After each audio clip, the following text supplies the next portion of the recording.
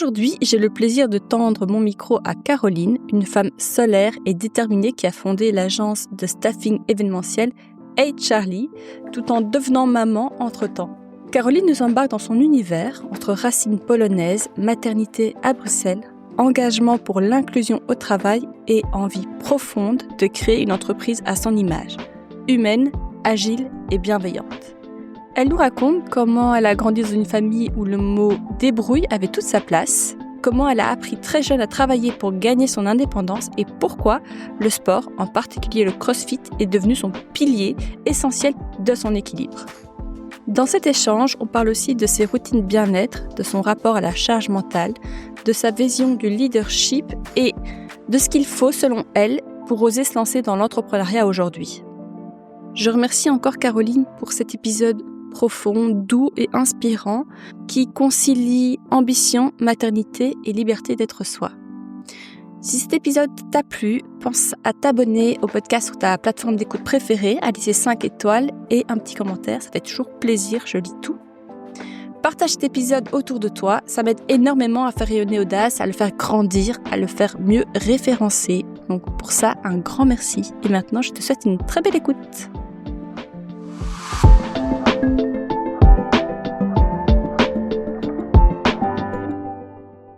Bonjour Caroline. Bonjour Chloé. Merci de m'accorder un moment ce matin. Alors, il fait une chaleur monstre, je vous avoue. Je suis déjà en PLS, degrés. Il est 10h du mat. Mais je te jure, il fait 30 degrés, il fait hyper chaud. C'est l'été. Ouais, mais bon, on va pas s'en plaindre, hein, pour une fois qu'il fait beau. Yes. Au lieu de parler de météo, parle de toi. Tu m'intéresses énormément. Je te vois partout pour le moment. C'est vrai. Avec ta boîte, tu fais un succès monstre. Ta boîte Hey Charlie, on va en parler. Ok.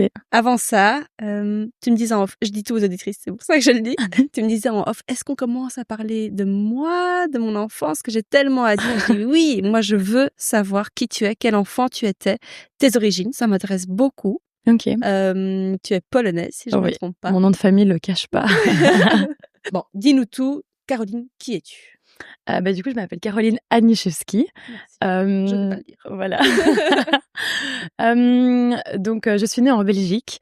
Mes parents sont polonais. Et j'ai grandi toujours à Bruxelles. J'habite à Bruxelles. J'ai une petite fille de 2 ans et demi. Et je bosse beaucoup dans l'événementiel depuis mon adolescence. Et donc, j'en ai fait un petit peu ma carrière aujourd'hui en lançant Hey Charlie il y a 5 ans. Ton partenaire, il est polonais? Non, pas du tout. Robin Huguebart, blond, grand, non, pas du tout polonais. Et le prénom de votre fille, il a des consonances ou des origines polonaises? Non, alors on l'a appelée Alexa, mais on lui a donné comme deuxième prénom le prénom de ma maman, qui est un peu plus polonais, parce que vu qu'elle avait un nom de famille bien belge, je me suis dit, tiens, il me manque une petite touche polonaise, donc son deuxième prénom, c'est Grażyna, le prénom de ma maman. Et dis-nous, toi, la place de tes origines pour toi, dans ta construction personnelle? Moi, en fait, je suis née à Bruxelles. Je vais souvent en Pologne, mais j'avoue ne pas me sentir spécialement polonaise. Je me sens vraiment beaucoup plus belge. Mais par contre, mes parents sont polonais et il y a quand même, polonais. je parle polonais. Quand on a été petit, on a été vraiment élevés en polonais. Et donc, en fait, c'est plus l'éducation de mes parents, ce qui m'ont apporté. C'est une famille très catholique.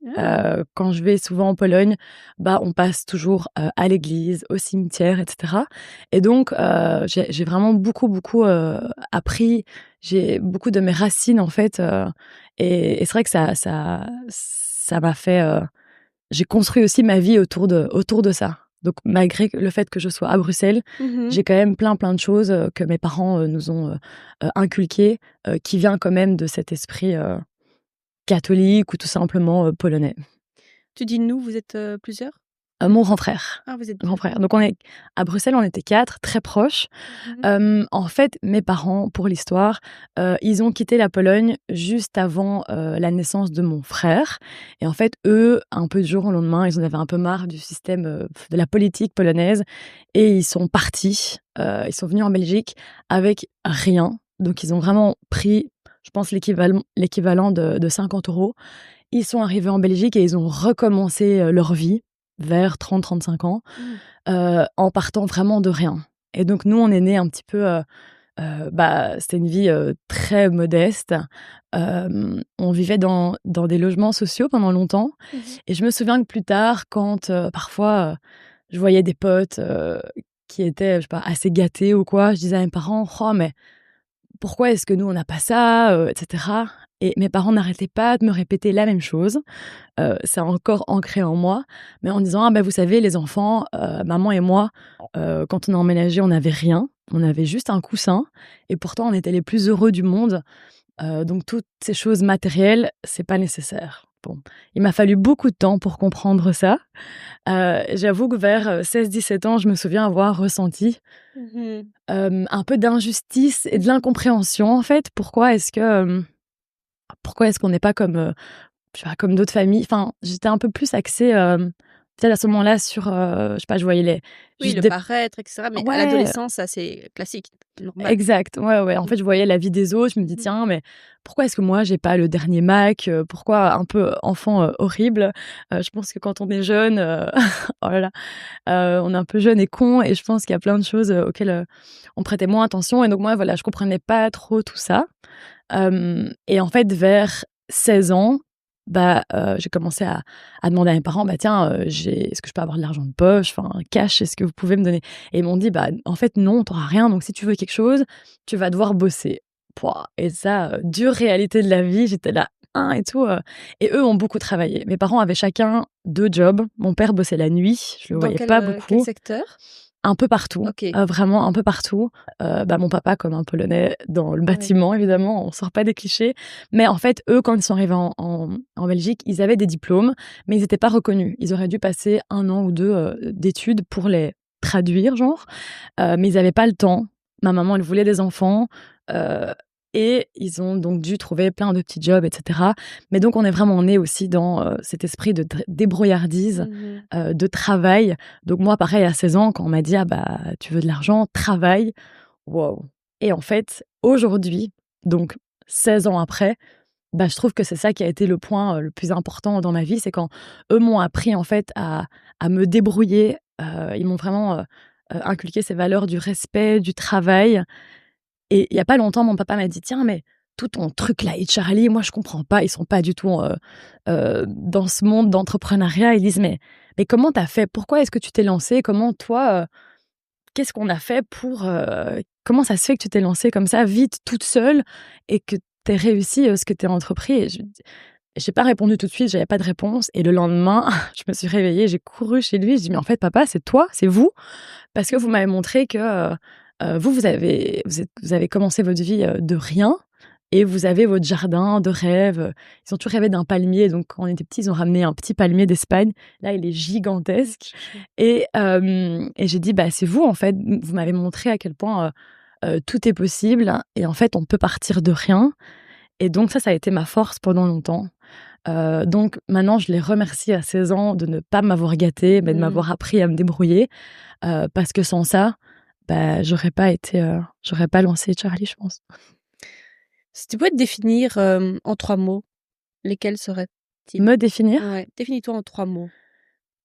De base, discrète, distraite aussi peut-être, mais assez discrète, rêveuse, très, Mmh. très rêveuse, et curieuse.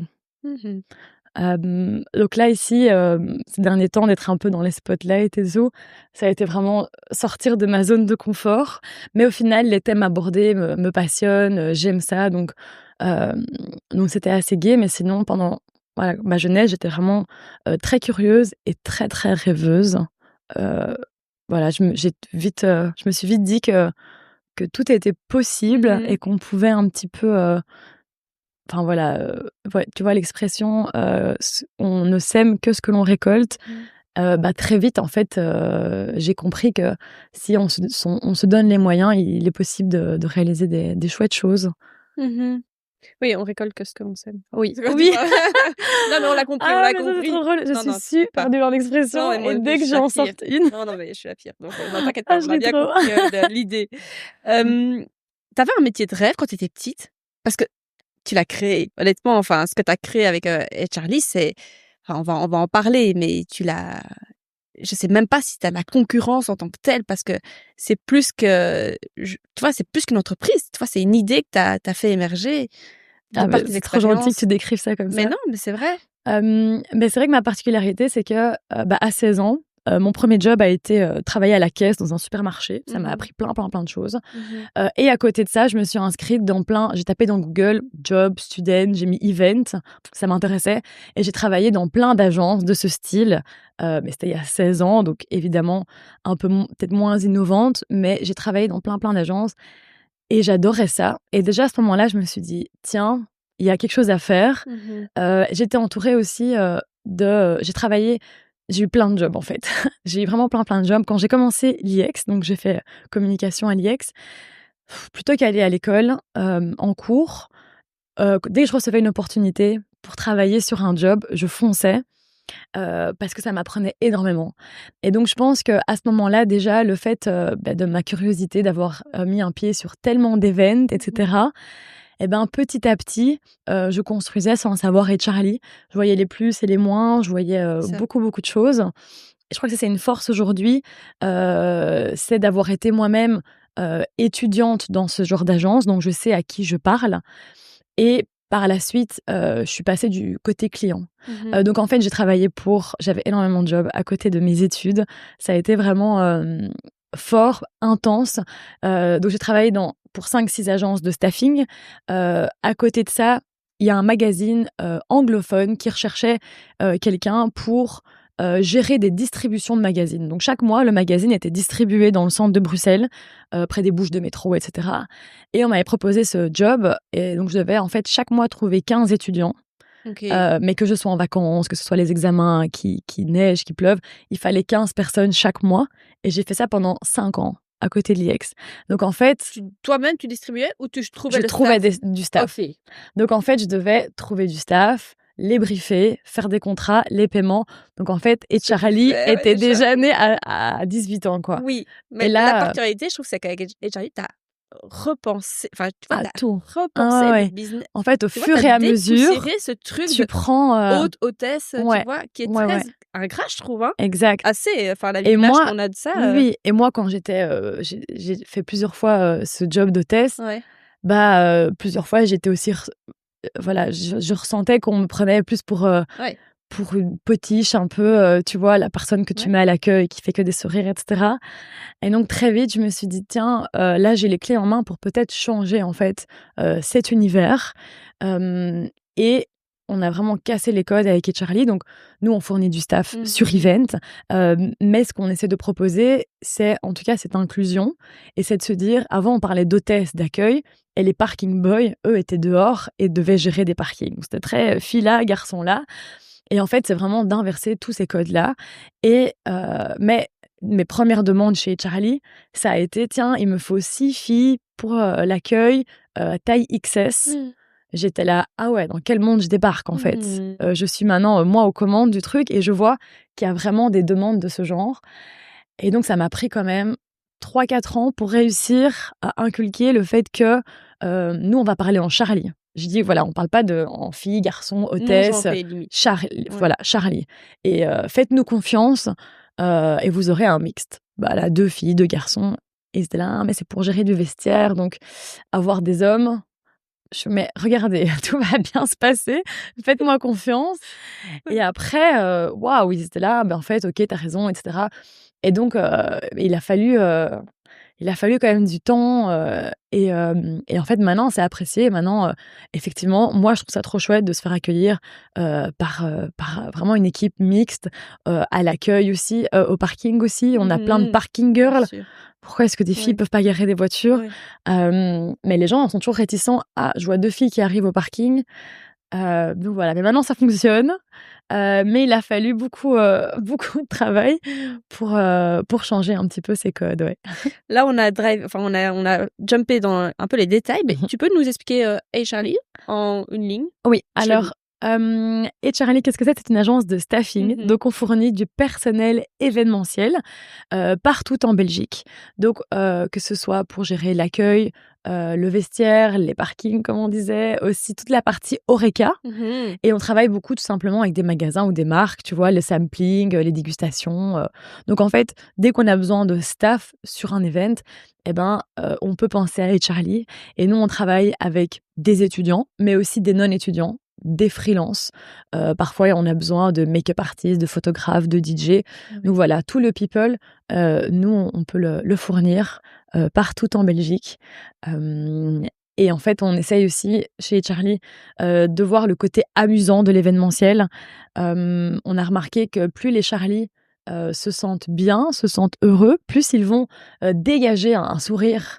Et plus le sourire, c'est assez communicatif. Donc, les clients vont sourire également. Donc, on essaie vraiment de faire un chouette système en interne de gamification où les Charlie gagnent des points quand ils travaillent bien.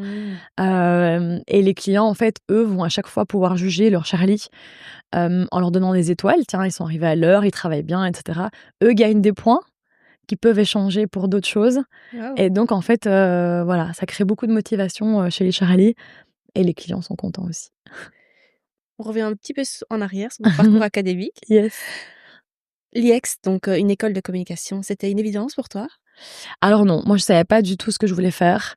Et donc je me suis dit: «Eh bien, je vais faire de la com» parce que comme ça c'est très large, c'est très ouvert.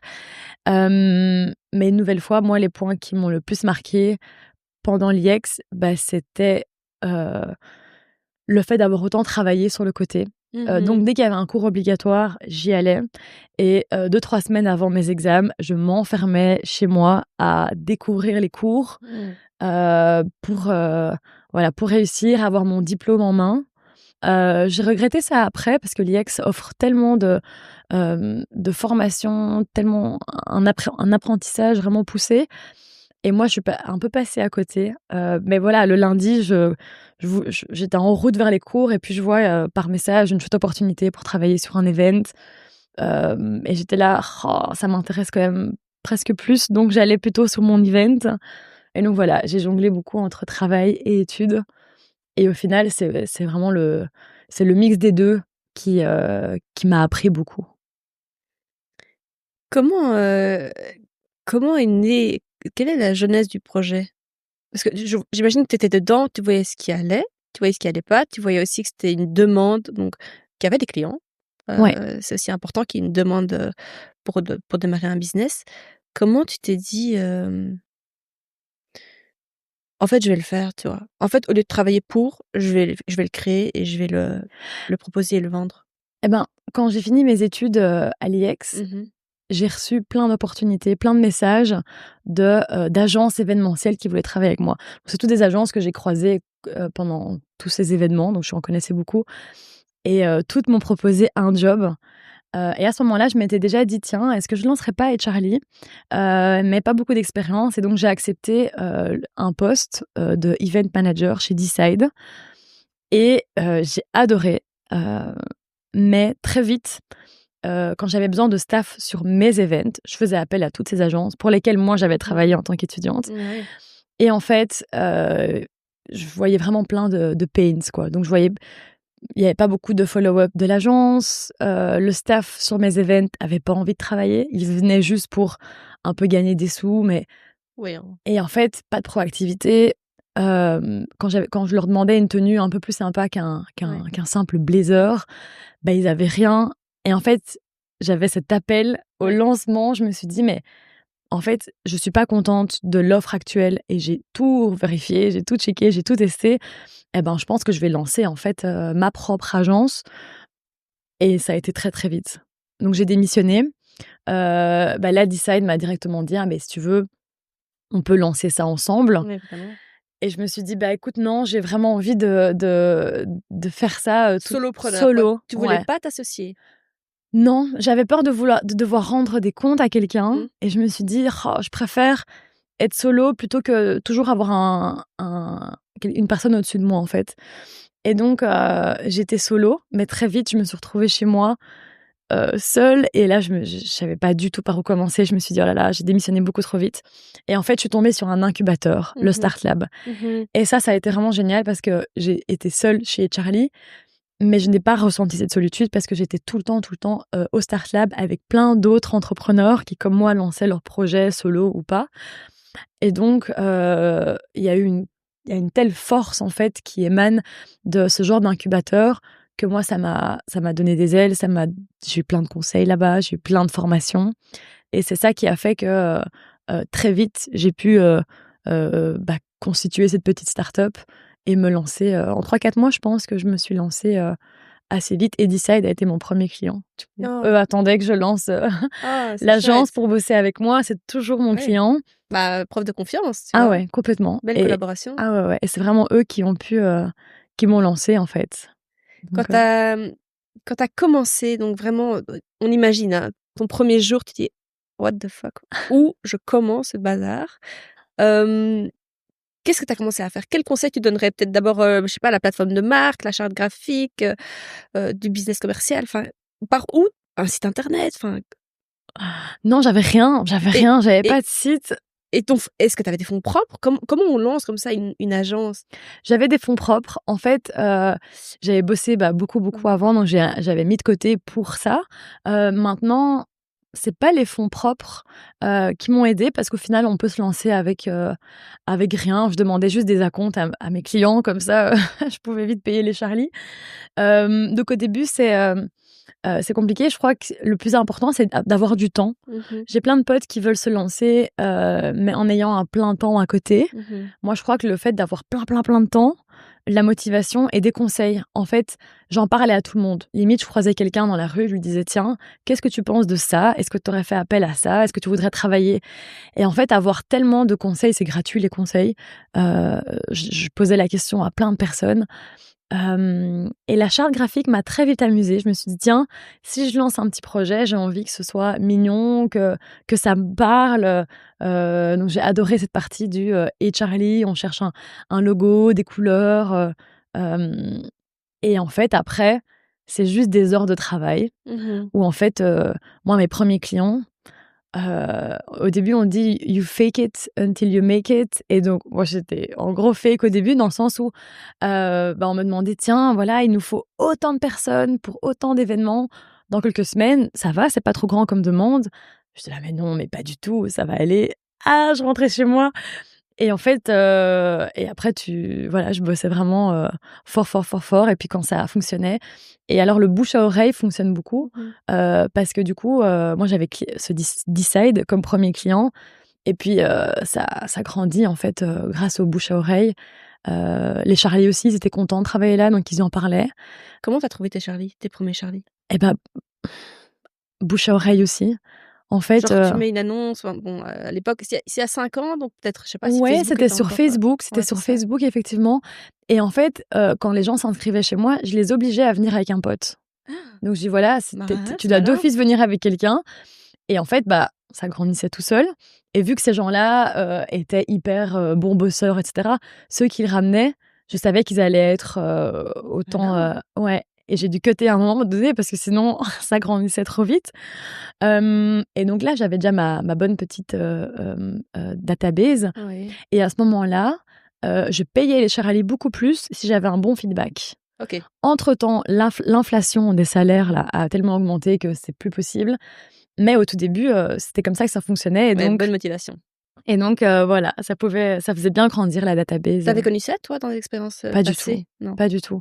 Et j'étais un peu frustrée. Le minimum. Et j'étais assez frustrée parce que je bossais beaucoup. J'arrivais bien à l'heure. Je me donnais à fond. Et j'étais payée la même chose que la personne à côté de moi qui traînait les pieds. Qui était sur son téléphone tout le temps. Et donc, je me suis dit, tiens, si chez moi, je peux récompenser ceux qui reçoivent des extrêmes bons feedbacks, qui sont là bien à l'heure, etc. Je trouve ça toujours chouette. Voilà. Comment tu castes tes Charlie? Alors, en fait, on les rencontre chez nous. Ok. Donc, d'abord, eux vont s'inscrire sur notre site internet. Et là, on va un peu évaluer leur motivation, les langues qu'ils parlent. C'est important, toujours important. Ouais, vraiment, quand quelqu'un s'inscrit chez nous et qu'il est trilingue, bah, cette personne, Mm. on va directement vouloir la rencontrer parce qu'il n'y a pas de secret. Nous, on est basé à Bruxelles et nos clients, par facilité, maintenant, ils nous demandent des personnes trilingues. On ne sait jamais que sur un event, il y a un client néerlandophone ou anglophone. Et la motivation aussi. Et je regarde pas tant que ça les études, mais je regarde plus l'expérience. Le scoutisme aussi. C'est Mm. souvent des personnes très débrouillardes. Et voilà, si quelqu'un s'inscrit chez nous à 25 ans et qu'il n'a pas du tout d'expérience, bah, je trouve ça dommage. Je vais plutôt prendre quelqu'un qui a travaillé dans un supermarché, qui a fait plusieurs expériences, parce qu'on voit que ces personnes-là, bah, ce sont des bosseurs. Sur le terrain, tu le vois, quoi. Voilà, exactement. Tu connais maintenant bien Et puis on va les le rencontrer dans nos Ouais. bureaux, on va leur expliquer comment est-ce qu'on fonctionne, on va voir un petit peu comment eux se sentent, et après c'est parti. C'est une question délicate, mais comme tu l'as dit, avant, tu avais des clients qui demandaient vraiment un physique Ouais, particulier. Je ouais, pense notamment genre salon de l'auto, ouais, etc. On connaît. tout à fait. C'est quoi aujourd'hui 2 questions. Est-ce que toi, tu castes en fonction du physique? Non, non, parce J'imagine une présentation quand même correcte, quelqu'un qui sent bon, qui est propre. les Bon, personnes on qui s'entend, s'inscrivent hein. chez nous, on voit pas leurs photos spécialement, Mmh. et donc en fait nous on mise plus sur la proactivité, Mmh mh. sur un événement. Donc nos, Mmh. cli- nos, ch- nos clients savent que on va avoir des Charlie qui vont bosser, qui vont être proactifs. Maintenant, si quelqu'un a vraiment besoin de personnes en fonction de leur physique, c'est pas spécialement chez nous qu'ils vont venir. Mmh. Euh, donc, au tout début, quand on a commencé à travailler, moi, j'ai été assez choquée par ce genre de demande. Mais c'était vraiment ma priorité. Parce que plein de jeunes me disaient: «Ah, mais moi, je m'inscris pas chez toi». Pourquoi? Bah, parce que j'ai pas le physique pour. Ah! Et cette phrase m'avait toujours fort, fort marquée. Tu as reçu ça comme Ah ouais, ouais, bah non, bah moi, je suis pas dans le cliché.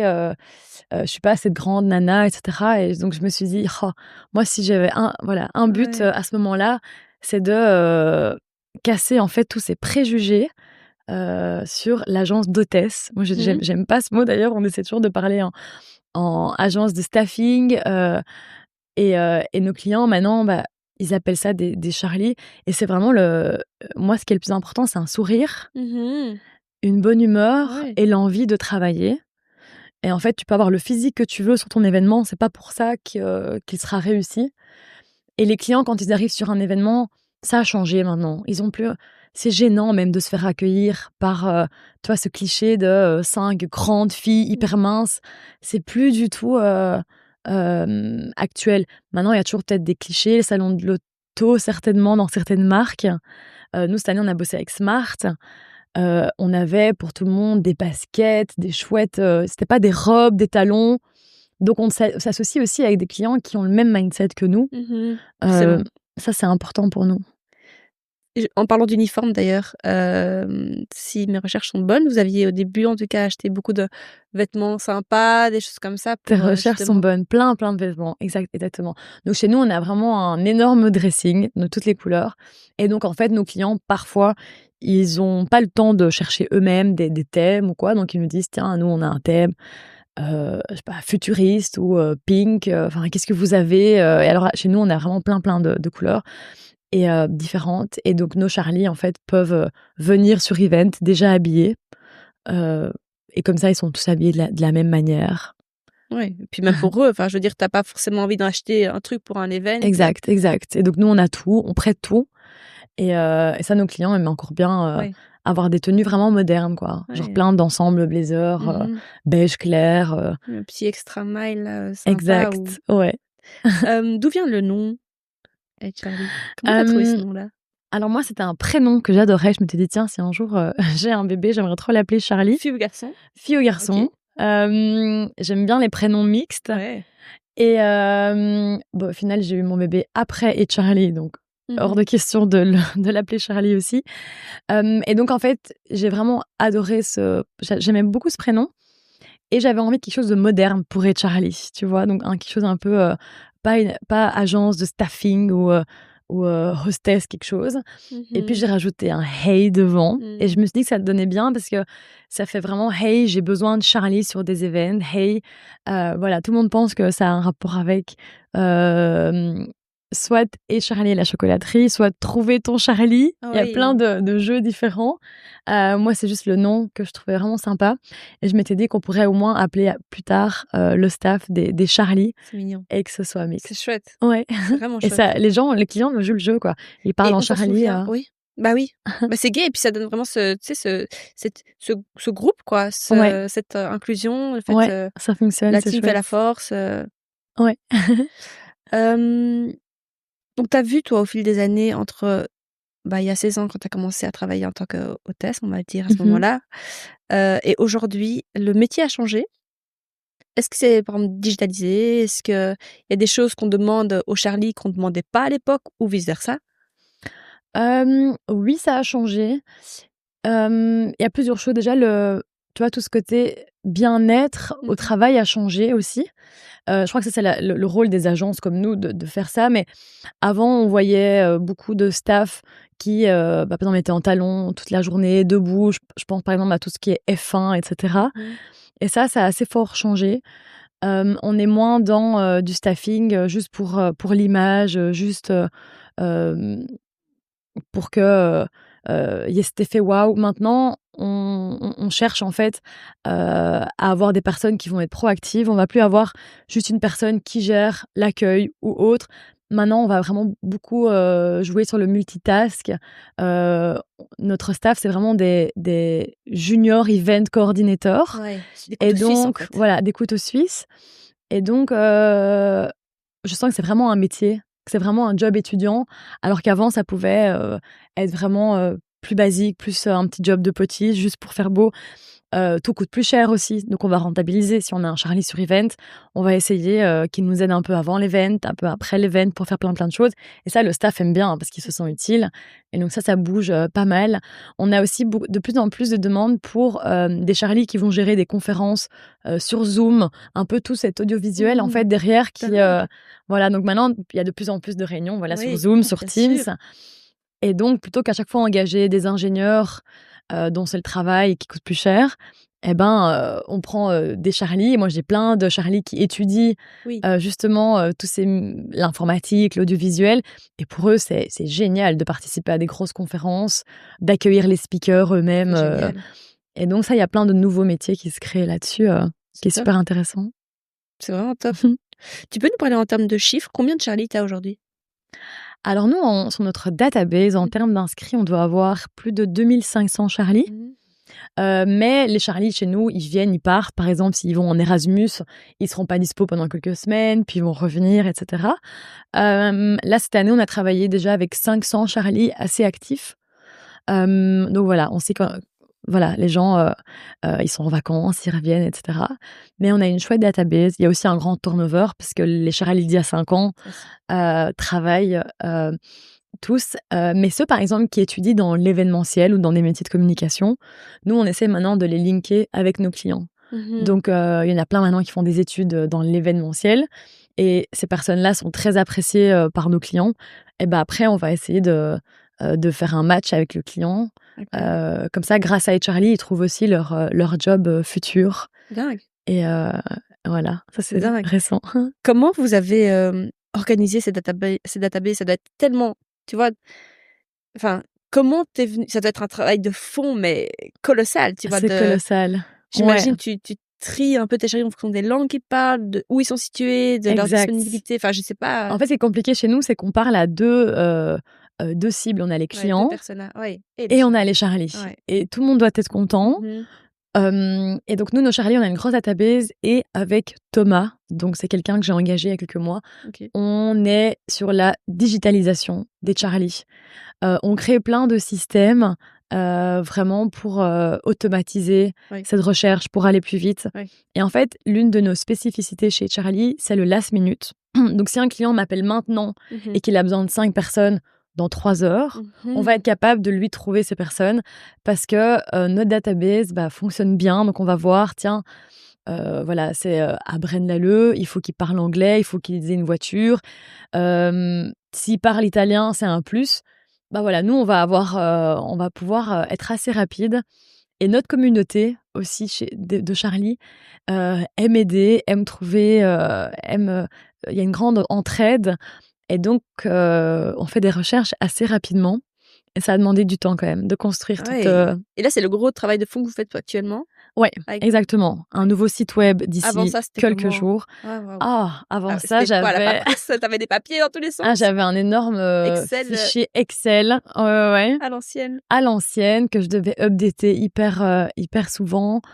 Ah non, non, non, vraiment, Ça il y devait a être une charge mentale de dingue. ouais et en fait et Charlie, les 3 premières années, c'était un peu comme un iceberg donc les gens voyaient le beau glaçon qui dépasse et en fait, sous l'eau, c'était un énorme truc, hyper intense.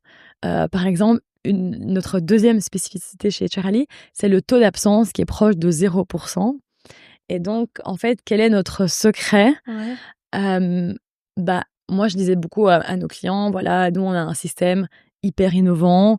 Quand les Charlies se réveillent et qu'ils vont sur Event, on a un système qui catch s'ils se sont bien réveillés, parce que, tu vois, les pannes de réveil, on le connaît, week-end, c'est ça. le week-end à Les students, c'est 6h30. super, mais les students, c'est aussi parfois Ah pas trop oui. fiable. Ou en Et tout puis cas... parfois, ils sont malades, ce qui peut vraiment Oui, arriver. bien sûr, évidemment. Ou parfois, il y a le Covid 4 fois dans l'année, donc tu te dis, bon, ça commence à... Mais dans tous les cas, il nous faut 10 personnes le matin à 6h30, donc on parle d'un système hyper... En fait, le système, c'était quoi? C'était juste moi qui me réveillais tous les matins et qui appelait tout le monde. Es-tu bien réveillé? Ah, t'as loupé ton bus? Ok, d'accord. Et donc, j'avais des réserves, en fait, à ce moment-là, donc des gens que je payais pour se réveiller, qui étaient déjà pré-briefés et qui attendaient juste de savoir si oui ou non ils allaient sur Event. Et en fait, c'était ça, mon système innovant. C'était juste moi qui Incroyable. appelait tout le monde. Et ça, de temps en temps, on continue encore. Donc nous, chez Charlie, on est 5 et mes collègues, on fait des tournantes le week-end pour quand même vérifier que Monde de garde. que tout fonctionne. Ouais, voilà. Ah, c'est dingue. Ouais. Comment vous briefez vos staffs? C'est aussi une grosse question parce que quand ils arrivent, ils doivent être opérationnels, genre direct. Enfin, c'est pas le client qui va commencer à briefer les Charlie. Exact. Ok. Alors nous, on reçoit le briefing du client, on s'assure, on fait des calls avec les Charlie, on s'assure qu'ils sont au courant de tout, qu'ils ont la bonne tenue. On leur demande des photos de leur tenue pour être sûr, parce que parfois jeans bleus, jeans noirs. Et donc en fait, il y a un suivi plus. Pour qu'il n'y ait pas d'erreur et que pour tout se passe bien. Nos Charlies, ceux qui restent, ceux qui travaillent beaucoup avec nous, c'est parce qu'ils ont reçu des bonnes notes positives. Et donc, en fait, c'est ceux qui sont habitués, qui sont proactifs, en fait. Est-ce que tu dis non au client? Non, mon Charlie, il fera pas ça. Comment ça? Bah, vraiment, le client te demande oui, j'aimerais bien qu'après l'event, il nettoie les toilettes, etc. Bah oui, nous, on a souvent, là, encore il y a pas longtemps, tiens, moi, j'aimerais bien que les filles soient en talons, mais genre 10 heures d'affilée. Ça, je dis non. En fait, chez nous, il n'y a pas de talons. Maintenant, s'il y a une remise de ward et que la personne doit monter sur scène, ok, pour que la personne mette des talons 20 minutes, 30 minutes.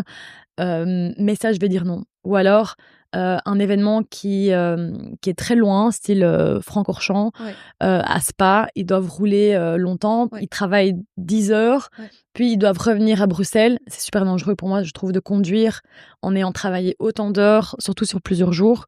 Donc ça, on va les obliger à prendre un logement sur place que le client va payer.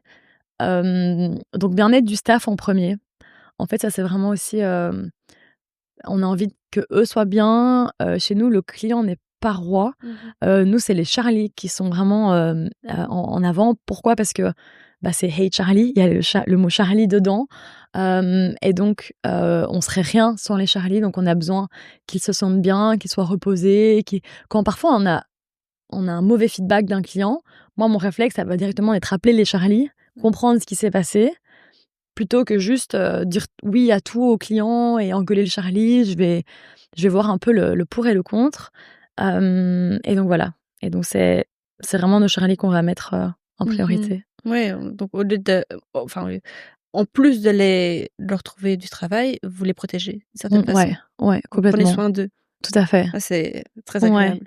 Comment, vous accueillez enfin vous il y a tout le temps des candidatures spontanées? Les Charlie qui nous écoutent, ils peuvent, les futurs Charlie qui nous écoutent, Oui, ils peuvent spontanément, envoyer leur candidature? exact. Sur le site internet, en fait, ils vont Mmh. s'inscrire. Là, depuis peu, on recrute un peu moins OK. parce que, donc on a un peu fermé les candidatures parce que notre but, c'est pas d'être une grande industrie, avec plein de Charlie. Nous, on a quand même envie de maîtriser, en fait, la croissance des Charlie. J'ai envie de connaître chaque Charlie. Ils viennent au bureau, ils se présentent, on les connaît tous.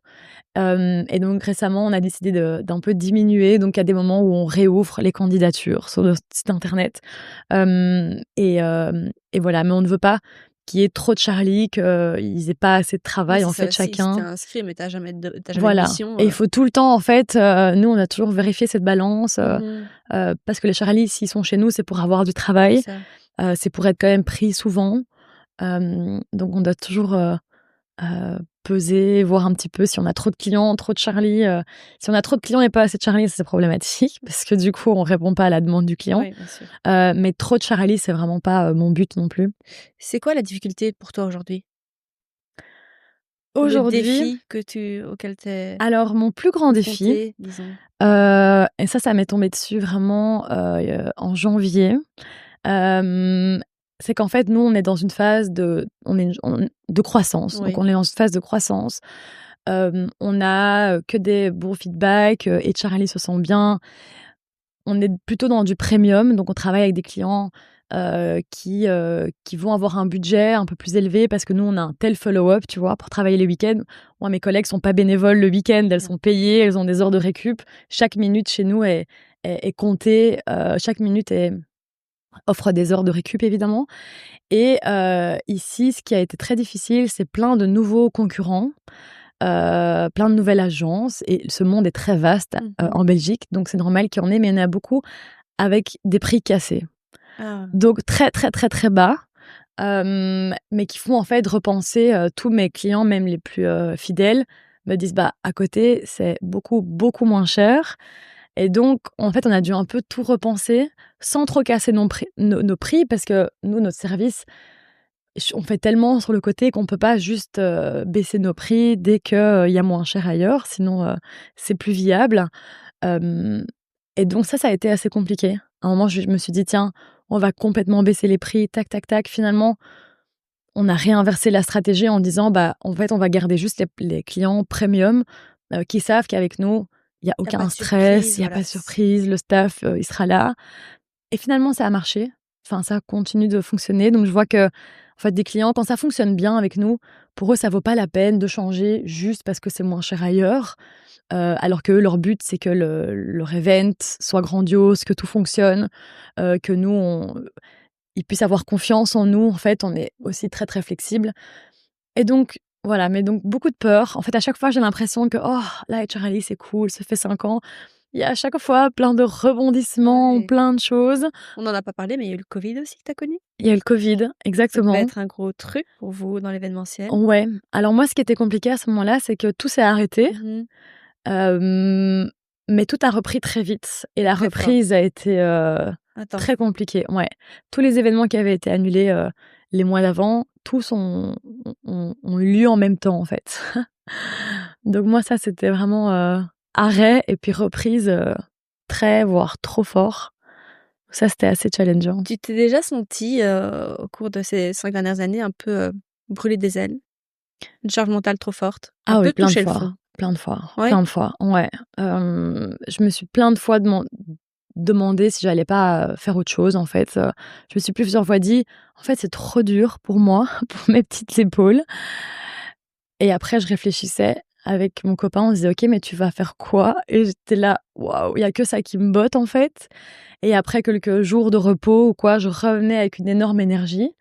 Mais plein de fois, moi, je pensais que le plus dur, ça allait être le début, la Ouais. 1re, 2e, 3e année, mais en fait, à chaque fois, des nouvelles difficultés, des nouveaux, donc c'est challengeant, mais une fois que tu arrives à passer cette barre et à vaincre ta Ouais. difficulté du moment, waouh, qu'est-ce que c'est cool, quoi. Ouais.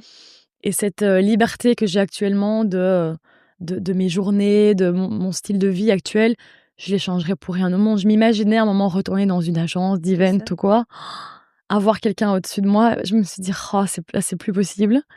Au final, j'ai travaillé dans une agence que 2 ans de toute ma vie. Avant ça, je faisais un peu ce que je voulais, au day to day et donc ça, c'est une liberté que j'aime trop aujourd'hui. Son partenaire, il est entrepreneur aussi? Non. Alors mon copain, je l'ai rencontré chez Decide d'ailleurs. C'était Ah. mon collègue de travail. Ensuite, on s'est mis en coloc ensemble avec ma meilleure amie et d'autres potes. C'est devenu mon meilleur ami. OK. J'ai lancé HRLE, c'était déjà mon client. Donc actuellement, mon mec est mon client, c'est drôle. Il est toujours là? Il est toujours Il est chez toujours Disney? là-bas, Ah, ouais, ouais. OK. Lui, il gère maintenant des salles événementielles qui appartiennent, entre autres à Decide. Donc lui, il gère des salles et effectivement, il est indépendant aussi. Oui. Et donc en fait, c'est comme si je sortais avec, mon meilleur ami et en plus de ça, on a toute cette passion événementielle en commun.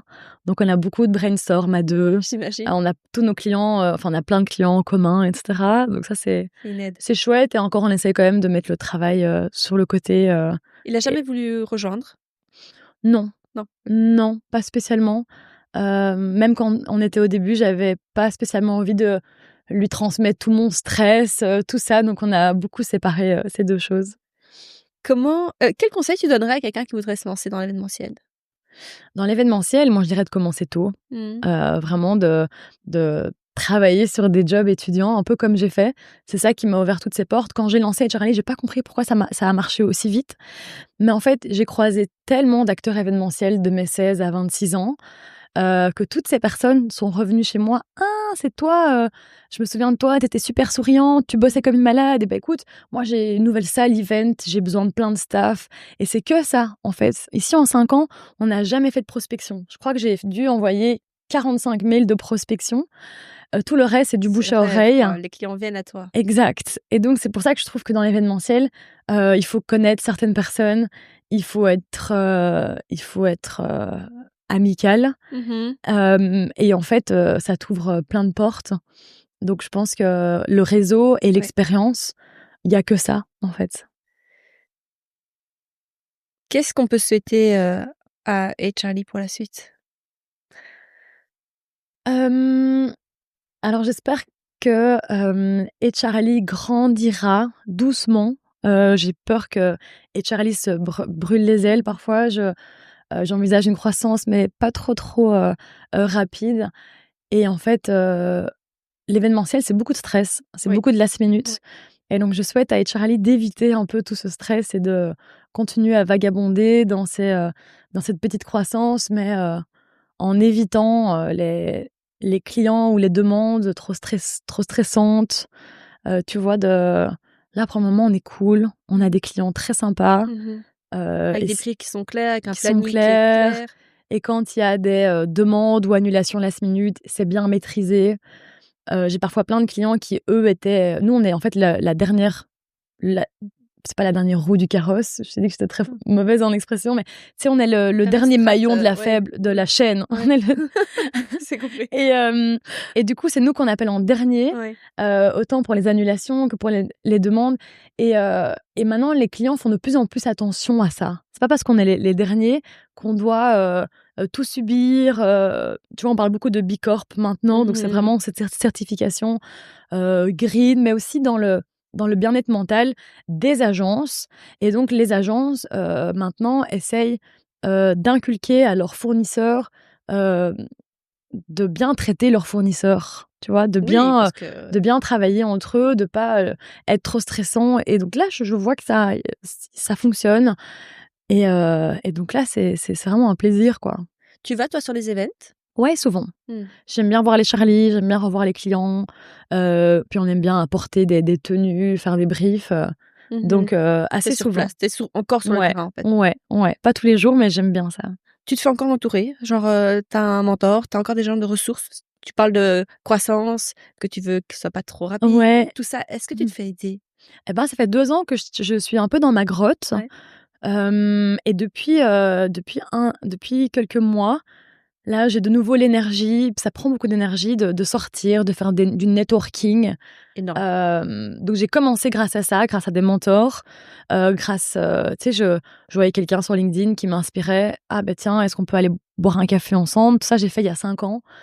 Et puis là, le travail au day-to-day, c'était assez dur de jongler entre vie de famille, travail, vie privée, plein. Et donc, j'avais pas le temps pour ça. Et là, depuis peu, je recommence. Mais par exemple, j'ai participé à plusieurs événements de networking. Il m'a fallu 2 semaines pour m'en remettre de cette énergie, de tout ça. Waouh, c'est très prenant. Et je me souviens pourquoi j'en fais pas trop non plus. Mais c'est chouette. Moi, j'aime bien ce contact humain. J'aime bien partager, rencontrer des nouvelles personnes. Donc, ça m'avait manqué. D'ailleurs, en parlant de challenge, on a le challenge 24 heures entrepreneuse T'en as entendu parler? à Ouais. laquelle tu as participé, tu as été élue. Yes. Tu peux nous dire un peu plus, c'était quoi? Yes, alors c'est l'agence 95 en fait qui a organisé ça et on est 5 lauréates. Donc en fait, on est des femmes entrepreneurs belges et ils nous ont offert une grande couverture médiatique. Donc eux ont envoyé plein de communiqués de presse à plein de médias. Et puis ça a pris et donc j'ai eu pas mal d'interviews, de podcasts, de mise en avant. Alors je suis complètement sortie hors de ma zone de confort. C'était stressant et moi qui n'aime pas spécialement les spotlights, trop parler de moi, de Charlie, etc. C'était un gros exercice, mais c'est trop chouette. Qu'est-ce que ça t'a apporté? D'ailleurs, comment tu te places par rapport au personal branding?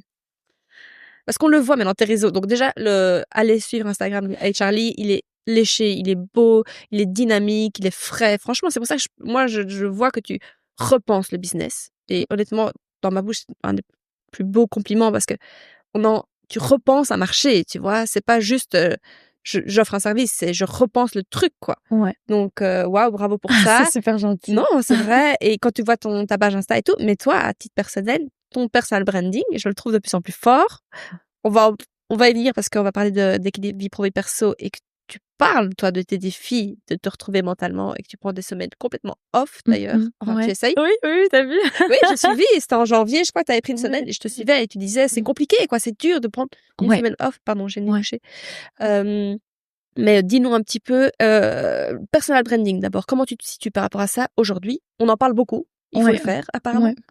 Mais écoute, moi j'ai une équipe incroyable qui bosse sur les réseaux sociaux. Donc au début, c'était moi, puis j'ai réussi à déléguer ça entièrement par une équipe qui a énormément de talent. Mais ces personnes me disaient aussi, récemment, j'ai engagé 2 stagiaires, mais des pépites. Genre, tu les trouves où, Alix? c'est des candidatures spontanées, mais vraiment des pépites. Je leur dis tous les jours. Je suis tellement étonnée de leur travail. Et l'une d'elles me disait récemment, mais en fait, et Charlie, c'est toi, en fait. C'est toi qu'on veut voir. Et j'étais là, oh, mais parlons plutôt des Charlie. Ils disent, ben non. Et c'est vrai que la plupart de mes clients, quand ils venaient, c'était pour moi. Et donc, et ça a été... j'ai essayé d'éviter ça. Et donc, voilà, grâce à tout ce spotlight, ça m'a aidée un petit peu. J'ai accepté l'autre fois le RWDM, un club de foot, m'a demandé de monter sur le terrain pour lancer le coup d'envoi. Non, mais pire stress de ma vie entière. Et en fait... mais c'était gay, c'est gay de suivre tes aventures, parce qu'on le voit sur mais c'est gay, toi. Tu dis, à quel voit moment mon stress. Ah non, mais j'en peux plus. Ouais. Et là, lundi, je vais sur le plateau d'Hélène 24. Et c'est toutes des petites choses comme ça où je me dis, c'est fou, quoi. C'est fou, c'est trop bien. Ça m'apporte plein de visibilité. Donc, c'est incroyable. Pour toi, pour ta boîte, pour ta marque personnelle, comme on dit. Exact. Donc, ta boîte. C'était quelques mois comme ça où tu sors vraiment de ce que tu as l'habitude de faire. Et finalement, j'aime bien. Je rencontre plein de gens, regarde-nous encore aujourd'hui. Plein de gens tellement inspirants et j'adore. Parlons un petit peu de ton équilibre vie pro, vie perso. Alors, évidemment, ton baby. Est-ce que c'était une évidence pour toi d'être maman? Ouais. complètement. OK.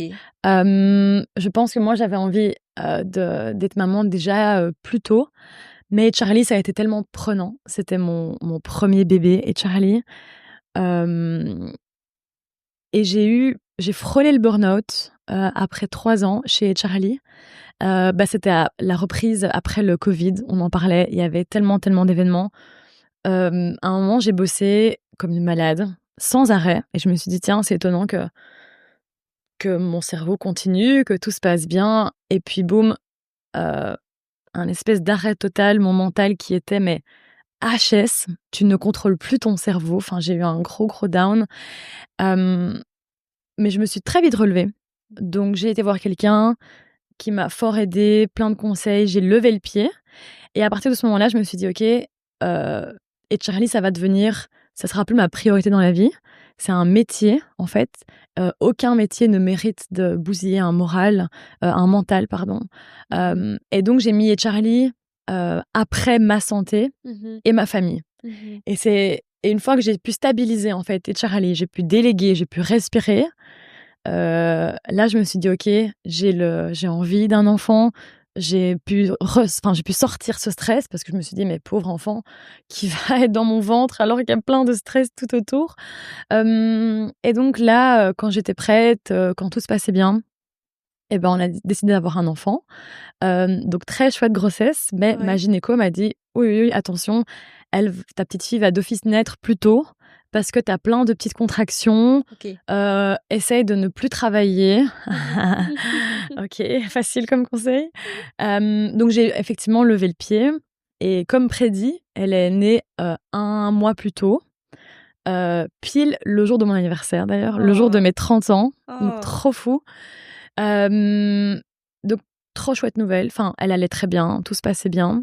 Mais j'avais pas bien préparé ma sortie de chez Charlie.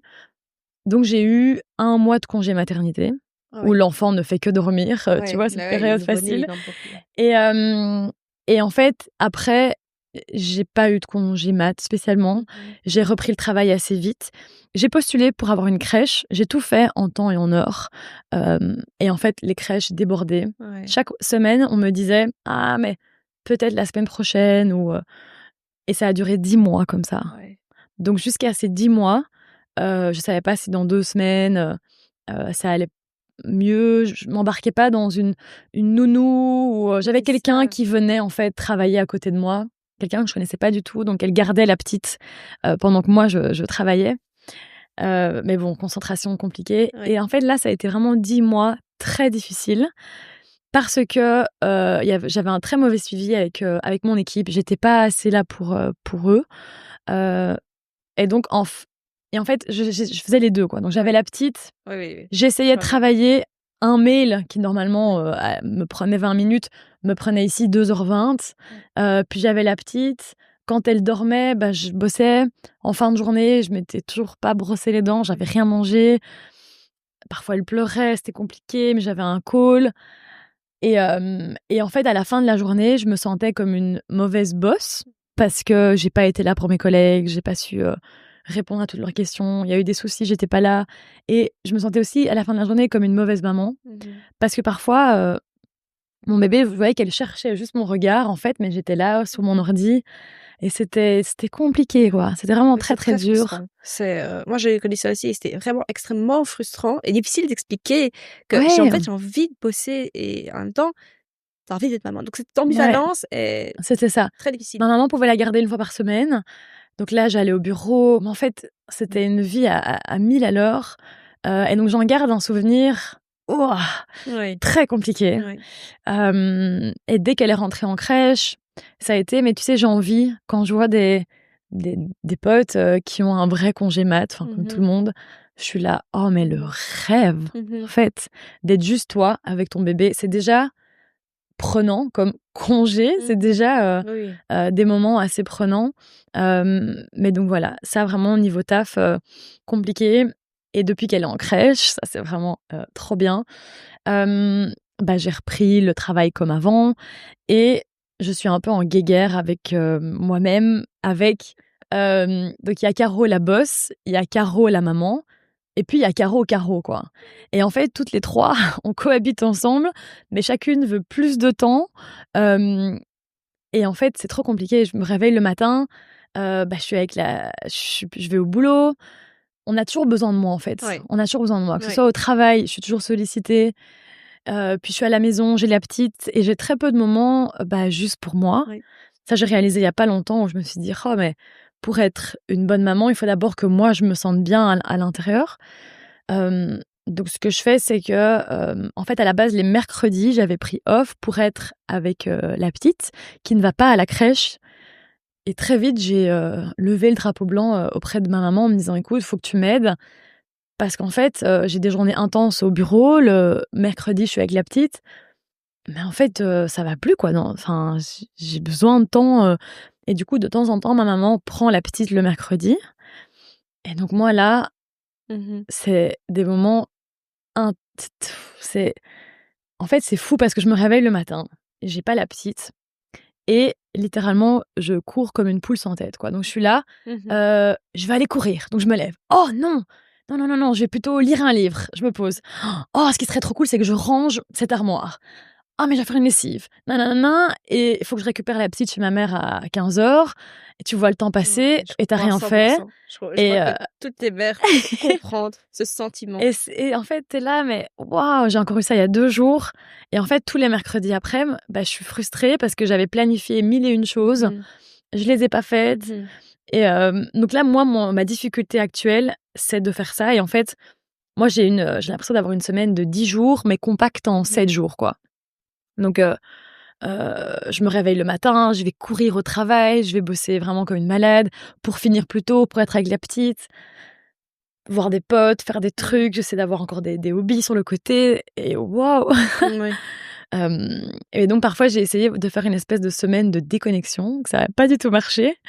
J'avais vraiment essayé de prendre une semaine de temps pour moi, mais compliqué et moi, je voyais vraiment l'horloge, je voyais les heures passer, j'étais là: «Oh, il me reste plus que 4 jours, oh, plus que ça, plus qu'autant d'heures». Hem Et donc ça, c'est encore, ma difficulté actuelle. Hem, Ouais. mais c ouais. Ouais, je comprends à 1000 surtout avec l'arrivée du deuxième, ça a été vraiment ça pour moi, l'impression de vraiment la poule sans tête, ce que je disais à ma Ouais. coach, c'était vraiment mais je suis une girouette, enfin je monte, je descends, je remonte, je descends. Mon mec là: «Mais qu'est-ce que tu fous, quoi?» Ah ouais, ouais, Et je ouais. crois que beaucoup de mamans, traversent ce truc-là, mais moi je suis arrivée au fait que je me dis juste, c'est des années avec des enfants en bas âge, donc Mmh. voilà, ce qui est fait est fait, ce qu'il y a à apprendre à apprendre et that's it. Complètement. Et Ouais. tu vois? Et je sais pas faire plus, tu vois? Ouais, ouais, ouais, Donc ouais. j'ai Mais ça vraiment ce truc, je me demande rappelle: «OK, ils n'ont que 1 an et 2 ans, OK, ils n'ont que 1 an et 2 ans, OK». Je sais que ça reviendra, ce truc de j'ai du temps pour moi, mmh tu vois? Ils vont grandir et tu le vois, je le vois déjà avec ma fille, mais je comprends à mille Ouais, pour c'est cent bien de penser cette comme ça. frustration. Mais Ouais. je suis arrivée à ça parce que sinon, en fait, il y a Mmh. trop de frustration et je me mettais dans un état de frustration seule, quoi. Ouais. Vraiment, et ça et évidemment, les enfants, ils ressentent ça, donc Ah tu vois, quand ouais. tu essaies de finir un mail et que tu es là: «Maman, maman», tu es là: «Oh Ah les gars». ouais. En plus, Non, non, mais tu je as comprends. 2 mais Bah oui, mais bon, c'est après je te dis, c'est un bonheur, mais c'est vraiment cette ambivalence, je crois ouais, qu'on peut, les parents peuvent comprendre. En ouais, même temps, tu aimes tes gosses plus que tout, en même temps, tu as besoin de temps et surtout qu'on ouais, te demande pas. En fait, c'est vraiment c'est drainant, quoi. En fait, les ouais, gens te «Arrêtez, stop», je sais pas. ouais, ouais, ouais. Mais Non, ouais, trop de c'est un cap. responsabilités Ouais. d'un coup et tout en même temps, quoi. Si on pouvait se diviser, moi, je trouve qu'il manque des jours dans la semaine, en fait, tout simplement pour, Ouais. profiter, Après, il y a ce truc de dire, bah, c'est le partenaire qui te prend aussi, mais ouais. bien sûr qu'il prend, enfin, c'est Mmh ses enfants, autant que les miens, mais mh. je sais pas, il y a ce truc, on appelle ça peut-être charge mentale ou Ouais, tu vois, si tu penses à l'autre de dire, mais en fait, tu penses quand même, tu vois? ouais, Ce truc-là, enfin, je sais pas, il y a tous des ouais, débats non, là-dessus, tout à moi ça fait. m'intéresse beaucoup, je lis plein de trucs là-dessus. Mais donc ouais, ça à toutes mes invités, je demande: «Comment vous faites les gars entre équilibre vie pro, vie perso?» parce que ça m'intéresse quoi, savoir comment Ouais, ouais, les autres, ouais, jonglent là-dedans, mais je suis, ouais. rassurée de voir que toi aussi tu as des questionnements par rapport à ça. Ah ouais, super compliqué. Et je vois plein de comptes Insta, j'ai pas encore testé, mais de personnes qui ont des clés là-dedans. Je me dis: Ouais, «Tiens, faut que je libère du temps pour ouais, voir», moi, j'essaie déjà de tout compacter, ouais. de travailler, 3 jours semaine. J'essaie de tout mettre le lundi, le mardi, le jeudi. Donc tous Heu, tes rendez-vous, tes briefings, c'est ça. tes et de l'administration, l'opérationnel, Ouais, j'imagine? j'essaye. Alors le vendredi, c'est ma journée admin, OK. call. OK. Et lundi, mardi, jeudi, je suis au travail. Et moi, ce que je fais, c'est que je vais me lever très tôt. OK, ouais. Je prends ma douche. J'arrive au bureau, il est 7h45. Ouais. Je range un peu le bureau, je vois que voilà, je prépare un petit peu que tout soit clean. Et en fait, je me pose sur mon bureau à 8h. Et là, de 8 à 9, c'est mon moment préf, dans le sens où c'est calme. Mmh. Les gens t'appellent pas. Ouais. Pas J'adore en fait ce moment-là. Et là, je bosse à fond. Puis les collègues arrivent. On s'entend trop bien. Il y a une giga ambiance au travail. Donc on prend un petit café, on discute, on rigole. Et puis la journée, elle est partie. Des réunions, une autre réunion, plein de questions, on se met vraiment ensemble, on, on parle, on fait plein de choses. Puis en un coup, il est 12h30, t'as pas vu la matinée passer. Moi, c'est souvent à ce moment-là que j'en profite pour aller faire du sport. Ah ouais, OK. Il y a une nouvelle salle de sport qui a ouvert, collée à nos bureaux. Donc, j'étais là, parfait. Trop bien. Et donc, pendant le midi, là, c'est vraiment ma petite heure trop chouette, de me-time comme ça en pleine journée. C'est trop, trop chouette. Puis l'après-midi, encore un petit brainstorm ou une petite réunion. Puis je quitte le bureau vers 16h, 16h30 pour récupérer la petite. Et puis, bah, tu connais après la routine du Ouais, soir. le rituel du soir. On essaye d'aller au parc, voilà, s'il fait beau. Et puis voilà, manger, Ouais. prendre un bain, etc. Mon copain vient, après on est à 3. On passe une chouette soirée. Et puis le soir, t'es KO. Parfois, nous, on veut dormir avant la petite, quoi, Ouais, nous qui aussi. veut Nous encore aussi. jouer. Je suis là, mais moi, je suis à 2 doigts Ouais. d'aller dormir et tu peux 20h30. faire. On se couche à 20h30. J'ai pas honte de le dire, je suis désolée, mais c'est notre sommeil, c'est vraiment ce qu'on Ah ouais, privilégie surtout quand on exact. lit. On regarde pas de série, moi je lis, 19h, Ah il y a bah, plus de téléphone, il y a plus d'écran. ah ouais, ouais. Ah bah voilà, nous, on Ouais. se met aussi au Mais lit maintenant, vers. elle dure plus tard que nous, Ah oui? ouais. Ouais, ouais, je comprends pas. Là, Non, avec. maintenant, j'ai demandé d'arrêter la sieste. Je dis: «Maintenant, on arrête la sieste». Sinon, Ah ouais, 22h, on est ouais. toujours pamplemousse. Moi, j'étais: «Les gars, Ah, non». nous, c'est 21h là en ce moment. Et nous, on est fatigués. Ouais, non, je sais pas. Avant, on faisait semblant de dormir pour qu'elle comprenne que. Mais là, on dort vraiment. On dit, regarde. On est Ah partis. ouais. Et. Ah, trop drôle. OK, on arrive sur les petites questions de la fin. J'avais juste une question un peu, perso, Ouais. mais qui me titillait. Comme tu dis que tu viens d'une famille hyper catho et tout, Ouais. heu, le mariage, vous y pensez pas? Alors, si, mais plus tard. On OK. s'est dit, plus tard. Et mes parents, c'était leur première question Ouais. quand je suis tombée enceinte. Mais en fait, à un moment donné, tu vois, avec le Covid,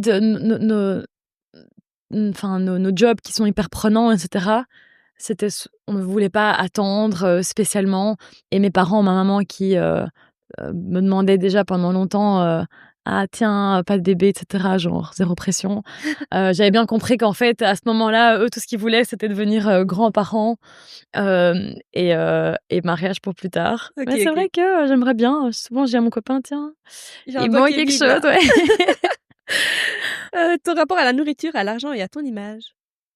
À la nourriture, eh bien, moi, je pense qu'on est ce que l'on mange, Mmh. complètement. Et là, depuis peu, dans toute cette organisation, assez compliquée pour moi avec, boulot, tout ça, je commande des lunchs chez Nutrimum, qui Mmh. sont donc des lunchs sains, trop bons, qui sont livrés au taf.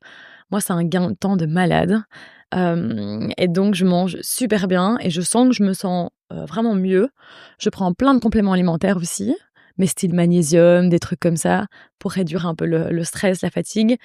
Hem Et depuis peu, bah, je fais beaucoup de sport. J'ai toujours essayé de faire, du sport, mais là, j'aime bien me donner les moyens. En fait, moi, chaque année en janvier, tu vois, ce moment des résolutions, moi, je le fais vraiment à 200 quoi. Donc en janvier, je suis là: Il est «Allez, à fond qu'est-ce avec que je vais faire?» son tableau de Oui, oui, oui, visualisation ah et j'adore. J'ai tout, besoin de mettre des petits objectifs, et cetera.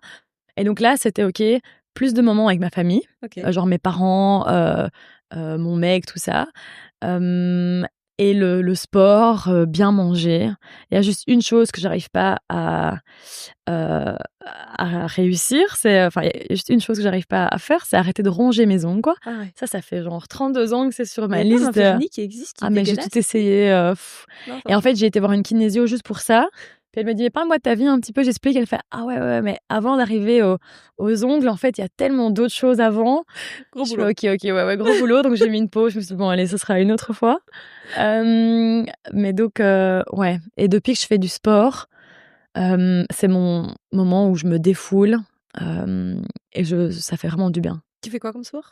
Là, j'ai commencé le crossfit parce que la salle qui a ouvert, c'était du crossfit. OK. Bon, si ça avait été une salle d'aviron, j'aurais fait de l'aviron. Genre, je l'ai vraiment pris parce que pareil. Je c'était fais, ça. l'Aerox parce que ce qu'il y a Ah, à voilà. portée de Ah ouais, main. moi, quand j'ai vu les poids et tout, j'étais là: «Eh!» Je suis encore avec la barre à vide limite. Mais j'adore ce dépassement de Bah, en 1 soi, heure, c'est plié. Moi, j'aime bien ça et la communauté, tu vois? la Ouais, communauté, moi, mais c'est incroyable. C'est une nouvelle salle qui s'appelle X-Mile et les gens sont d'ailleurs, je pensais que c'était X-Smile au début et puis j'étais là: «Ah oui, OK, c'est pas du tout ça». Et en fait, j'adore, je suis accro, quoi. Et à côté de ça, j'aime bien aller courir. Et avant, je faisais beaucoup de yoga, mais là, j'ai juste plus de salle de yoga entre, là où j'habite et mon Ouais, il faut travail. Et être vu que chaque stratégique minute est aussi. comptée. Et du coup, quoi, tu prends ta douche à la boxe? Enfin, Ouais, à la salle de CrossFit? ouais, OK. ouais, exactement. Donc c'est toujours le bon dilemme, OK, moi, je m'entraîne à midi, mais où est-ce que je me douche? Ah oui, oui, oui, Transition. c'est ça. Bah, le matin, je me douche pas. Oui, Si je fais du crossfit, ouais, je vais directement comme ouais, ça, en habit de sport, comme ouais. ça, je change plus d'avis. Parce que souvent, je suis là: «Waouh, est-ce que j'ai vraiment envie de me mettre ça maintenant?» Mais vu que je me suis pas douchée et que je suis Dans encore ta vie, tu pas le choix. alors, pas le choix. Et ça, c'est vraiment trop bien, quoi. Je Ouais. connaissais pas ce monde du crossfit. Ouais et puis c'est très, très bon de faire un peu de poids, de prendre Ouais, la charge pour garder ta masse musculaire. OK. Quand tu vieillis, c'est extrêmement important d'avoir des muscles Ouais, et puis ton métabolisme basal, tu brûles plus quand tu as du muscle, en fait, hein. OK. Donc Ah ouais, ouais. ouais, Bah, c'est c'est important d'avoir un peu de mmh charge, si on Ouais, peut, bien sûr. ouais. Mais tu rigolerais, hein, si tu me voyais au crossfit avec ma barre, Une enfin barre à vide, c'est déjà 10 kilogrammes, hein, les gars, c'est ouais, pas c'est rien, ça. hein. Et nous, on porte nos bébés, tu sais, moi, je porte mes Ouais, 2, ça ouais. fait 24 kilogrammes Mais là. maintenant, j'arrive à tu sais, quand je fais des courses ou quoi, avant, je me plaignais, j'étais là: «Allez», je demandais à mon Moi, mec j'ai de tout porter. fait de Tu squat, sens la hop. différence, quoi. Ouais, Ouais, ouais, ouais. ouais, c'est trop Je pense bien. vraiment au-delà du physique, c'est vraiment mentalement, en fait, je suis fucking forte, tu vois? Je suis Ouais. badass, en fait. Et quand la semaine Laisse-moi d'après, faire, je vais le t'arrives à faire. mettre un petit pot en Ouais. plus, puis après en plus, tu te dis: «Waouh, mais en fait, Guys! c'est trop stylé, quoi», ouais. Non, mais c'est vraiment pour les crossfitters, on comprend. Team café ou team attends, on a fait, ton rapport à la nourriture, mais l'argent et ton image? L'argent, eh bien, tu sais, moi, j'ai vu mes parents bosser toute leur vie Ouais. très, très, très fort. Et donc moi, je me suis dit, que j'allais beaucoup, beaucoup bosser, tant que je suis jeune, tant que j'ai pas d'enfants. C'était un peu mon mindset, en fait, de mes 16 à maintenant. Et moi, mon but, c'est de bosser énormément maintenant et à un moment donné, de lever le pied OK. et d'avoir juste une vie cool, quoi. Je rêve pas de richesse, je veux juste, tu sais, nous, on était, une famille simple, on vivait dans l'amour, dans Mmh. la famille, c'est tout ce que j'ai envie. Mmh. Donc je crois que là, l'argent est un moyen maintenant, d'avoir, voilà, de mettre de côté, d'avoir une chouette vie. Mmh. Mais, parce que tout le monde est là: «Ouais, toi, t'es entrepreneur, toi, t'aimes travailler, tu feras que ça». Non, non, non, non, non, Non, moi, à les la risques, base, non, non. je me suis juste dit: «Je vais tout donner maintenant» et dans 15 ans, je crois que je fais plus rien, quoi. Genre, Tu t'es payé un salaire dès le début? pas dès le début, non. Mmh. Non, non, il m'a fallu du Parce que temps. quand tu as fait, Start Lab et tout, Ouais. là, il y avait pas de rentrée d'argent pour toi? Non, mais vu que j'avais beaucoup bossé OK, avant, tu avais tes fonds j'avais propres, mis un quoi. peu de OK, côté OK. pour ça. Bah, il faut quand même oser, se lancer sans rentrer, Ah quoi. oui, oui, oui, et j'avais pas spécialement d'aide, Oui, ni de mes oui, parents, ça ni rien, donc ça a été chaud. Ça ouais. a été chaud. Ton rapport à ton image? Bah, je sais pas quoi te À mon répondre. avis, tu vois, dans le monde quand même à l'époque, hein, je dis Mmh. hôtesse, c'est quand tu es bah, voilà, on va pas se cacher, tu es hyper jolie, blonde, tu vois, tu es fit, enfin, c'est un avant moi, on m'a toujours dit et j'ai toujours eu cette idée, tu vois, hem, on me rabaisse parce que je suis une femme, mais moi, j'ai beaucoup utilisé le fait d'être une femme et d'être, tu vois, de «plaire» entre guillemets, si je puis Mmh. dire, à mon avantage aussi et donc dans des jobs comme hôtesse à l'époque, je dis, ça pouvait être un avantage. Donc je sais pas si tu as utilisé Ouais, consciemment son image-là pour, non, moi je crois que c'est plutôt, au-delà du physique, plus le sourire. OK, Même au CrossFit, genre on me connaît pas, je viens de débarquer et les gens m'appellent: «Ah bah la fille au sourire», quoi. ouais, Et donc je crois que c'est plus aussi, énergie. cette énergie, cette, amicalité en fait que je dégageais, qui faisait que les gens aimaient bien venir vers moi, Mmh. aimaient bien, travailler avec moi, Mmh. plus pour ce côté, Solaire. ouais, voilà, je pense que c'est plus ça Mais tu es en paix que avec ton image, tu vois? C'est OK de te montrer sur les réseaux, tout ça, ça a jamais été un frein? ouais, non, bah, j'aime bien être sur le Ouais. côté. Genre moi, si je croise quelqu'un dans la rue qui me demande: «Tiens, tu fais quoi dans la vie?» Je vais lui dire: «Voilà, je travaille dans l'événementiel». Je vais pas être là à parler de D'accord. moi, je déteste ça, quoi, tu vois? Mais en paix avec mon image et et voilà, moi, tant que je fais du sport, évidemment, après ma grossesse, j'avais pas le temps de faire du sport. J'avais pris un peu, j'étais plus moi-même, quoi. Et là, C'était le dur fait, pour ça, pour toi, le moment de la grossesse, de voir ton corps changer? ça a été, moi, c'est après. Ah ouais, OK. Moi, c'est après. Donc, j'ai allaité, mais je suis restée à la maison. Parce qu'on on dit qu'on brûle beaucoup de graisse, Ouais. je pense, en allaitant. Mais moi, je suis restée à la maison, tu sais, à bosser, à faire mes trucs. Et c'est là que j'ai pris du poids, en fait, à manger vite n'importe quoi. Pas le temps de me faire je connaissais pas Nutrimum à ce moment-là. Et donc c'est plus là, en fait, où, tu vois, mon corps, c'était plus trop moi. Enfin, Oui. et le fait de bouger, prendre du temps pour toi, ça a été mieux par la suite. Un conseil que tu donnerais, à quelqu'un, qui voudrait entreprendre? De ne pas se poser trop de questions Mmh. et de se lancer. OK. Parfois je me dis: «Si moi j'ai pu le faire», j'ai l'impression que tout le monde, c'est facile, en fait, je trouve.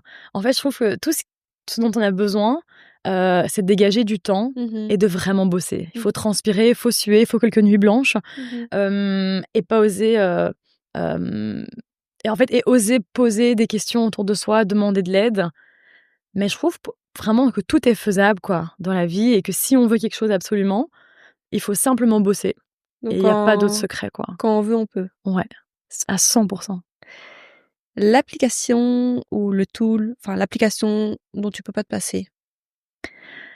Eh bien, ça fait 1 an que, je m'endors tout le temps grâce à Headspace. Je vais mettre en barre Donc d'infos. c'est une app de méditation, Mmh. et mon copain et moi, le soir, on lit un livre ou quoi, et puis on s'endort avec avec une méditation. J'ai jamais entendu la fin d'une des méditations parce que, c'est trop chouette. Tu écoutes, tu respires, et moi, en 3 minutes, je fais dodo, quoi. Ouais, mon mari le fait aussi avec notre fille et ça marche très bien pour les enfants. Ah, c'est vrai? Ouais, les travails de respiration, ça marche très bien pour les enfants. Ah, c'est génial. Tu parles comment avec, les Charlie? Vous communiquez comment? Par mail? Non, par Messenger ou par WhatsApp. OK. Ouais. Ta routine beauté, matin et soir? Hem, alors moi, pour ma peau, c'est très simple, une petite crème, un peu de mascara, et that's it. Par Ouais, contre, Caroline a une peau parfaite, hein. ah non, non, pas spécialement. Ah Là, si, si, si. c'est gentil. Par contre, mes cheveux, ça, j'ai passé beaucoup de temps, en fait, avant de les laver, donc avant d'aller dormir, je vais m'imbiber les cheveux d'huile, de plein d'huiles différentes, en fait, le OK. soir. Genre huile de coco, huile Exact, d'amande? d'argan, coco, Ouais. bah, du coup, j'en mets un peu partout. Mon mec, un soir sur 3, quand je vais dormir, il est là: «Oh purée, je suis toute luisante», mais j'adore ça. Et puis le matin, je fais plus rien sur mes cheveux après les avoir lavés, mais en tout cas, j'aime bien mettre, plein d'huile, tu vois? On met souvent plein de choses sur notre peau, Oui. et on fait moins sur nos Oui. cheveux, alors qu'ils ont aussi besoin de boire, de manger. Donc voilà, moi, c'est plein d'huile partout. Hem, Qu'est-ce que tu as toujours dans ton placard, dans ton frigo? Genre sur ta liste de courses. Je sais pas qui fait les courses chez vous. Ouais, ah ouais, c'est nous 2, OK. nous 2. On a toujours du parmesan. C'est Ça, c'est vraiment, parmesan et œufs. ouais, exactement. Et plein de légumes, je pense, genre des petits pois, Ah ouais? tout le temps. Ma petite fille adore, tout plein de légumes, en fait, OK. congelés même. On va chez Picard, tu as Ouais. plein de trucs dans le congèle. Et alors aussi du tahini, ouais, Ouais? ouais. Pourquoi vous faites du houmous? Non, c'est pour, en fait, mélanger ça juste avec du fromage blanc et un peu de citron, et en fait, c'est une trop chouette sauce pour tout, en fait, pour les salades ou autres, À tester. ça reste dans le frigo, c'est facile. C'est trop bon. Un plat qui sauve de tout, un plat que tu adores, qui est réconfortant. Ça peut être un plat polonais, je sais pas.